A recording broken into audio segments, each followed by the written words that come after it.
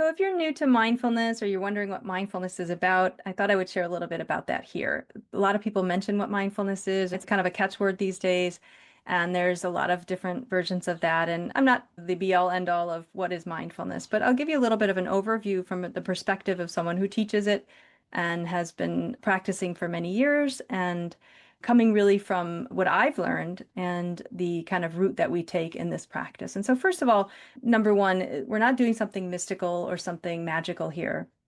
Mindfulness, really, in my own words, would be like a study of your life and yourself.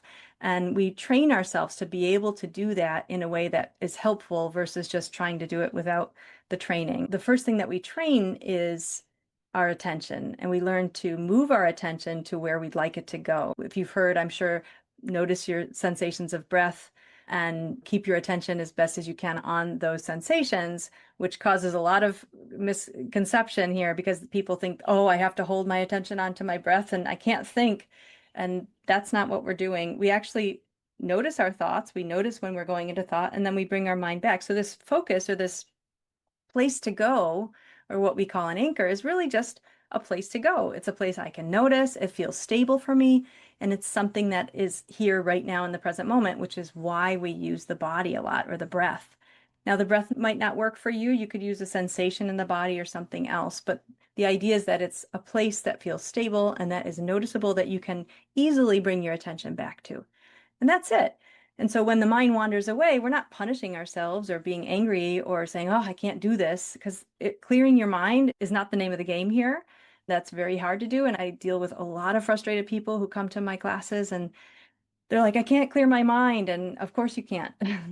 It's really hard.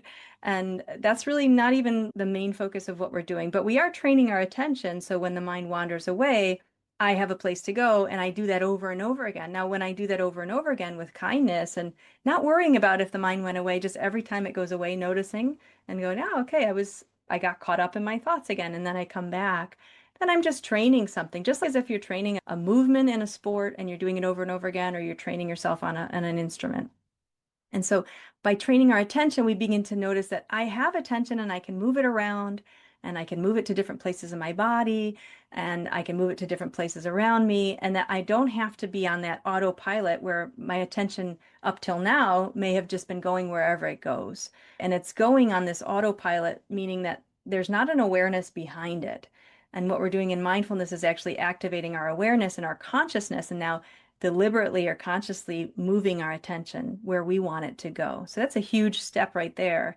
And then we begin to explore different sensations and different experiences. So from there, we move on to noticing if things feel pleasant to us or unpleasant or neutral.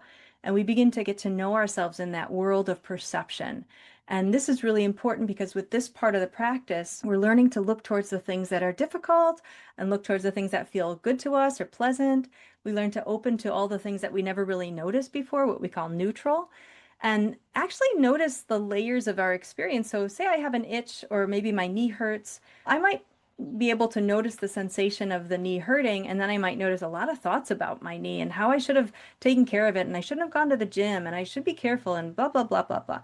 And the mind can go on and on. And so what we're really doing here is beginning to develop our ability to sustain our attention and actually purposefully open to things, especially the things that we don't like, and stay there long enough to observe them if it feels safe to us. And so if we're dealing with trauma or something very difficult, it might be a little hard if you're new at the practice, but we start with things that are really simple, like an itch or a little bit of a sore muscle or a tight muscle or something like this in the body. And we begin to practice our ability to turn towards things. And so once we develop our ability to do that, we have a lot more equanimity. So when I go out in my daily life and something suddenly hits me as unpleasant, I'm not so reactive. I've developed this ability to receive the unpleasant and notice, oh, this is feeling unpleasant. And before I start getting really reactive, I can actually just begin to be aware. And that little tiny space that I've created is what really gives me a lot of possibility to make some better choices. So if we don't become aware of what we're feeling, then we can't unhook from it. And so that's what this part of the practice really helps us do.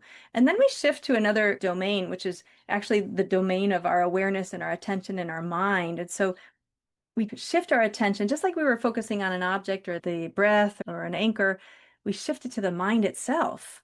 And what does that mean? It means that there's a place from which I observe things.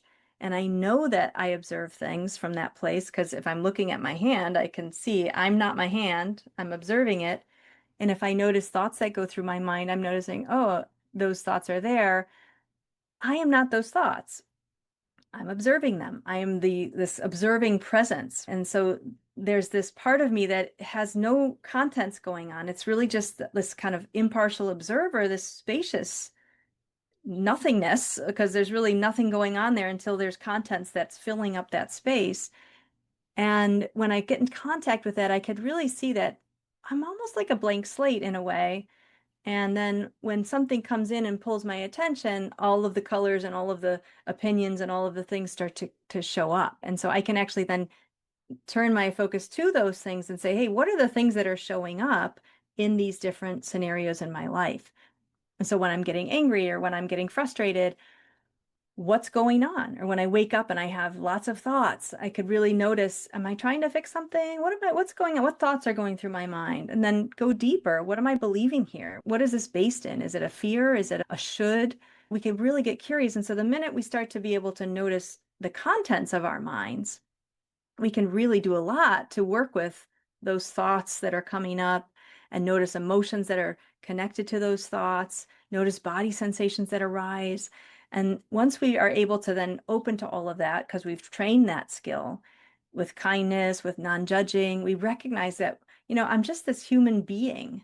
And I have all of these capacities and I have all of these habits. And in fact, we're wired to have this negativity bias. And so we're going to be much more focused on anything that could hurt us, harm us, cause us discomfort, whatever it is.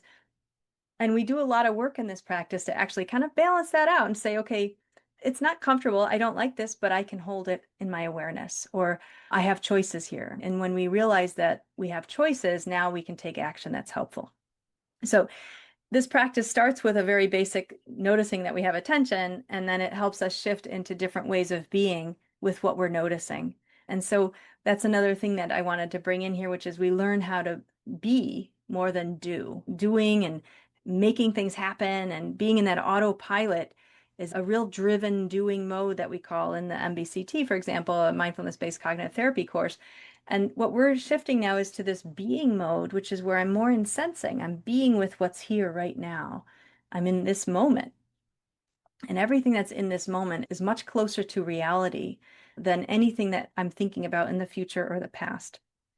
And so it's a lot, and this is a practice. It's almost like if I just explained to you how to get from zero to symphony on the piano, we take our time. We start with basic skills. We start with things that are easy, and then we work our way up. And it's not an easy practice in the sense that you're really looking at your habits and your life. And sometimes that's not so fun, but it is very rewarding because once you're able to do that, you build an immense amount of resilience because now no matter what comes my way, I can be with it.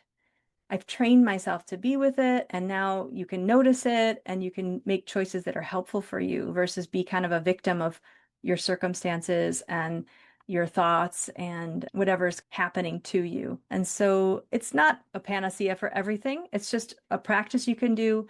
It's not mystical, as I said. It's just something very accessible and very human. And we're really exercising a human skill that we have, which is to become aware. So that's mindfulness in a nutshell. I hope that's helpful for you. If you have any questions, feel free to put them in the comments and I'll do my best to answer those. And if you're thinking about practicing mindfulness, you can always join a program. I offer Introducing Mindfulness, for example, which is a great 3-week program for beginners and also for people who might want to rekindle their practice. And also the CBRT, which is the compassion-based resilience training. It's an 8-week program. We do both mindfulness and compassion, which is a huge power tool to treating yourself with kindness and learning to develop compassion for yourself and others. And I also have a couple of self-directed programs on my website at mindgazing.com. You can look at the care kits there, and that should get you started. And you can join the newsletter where you'll hear about when new programs are opening. And yeah, thank you so much for listening and take care.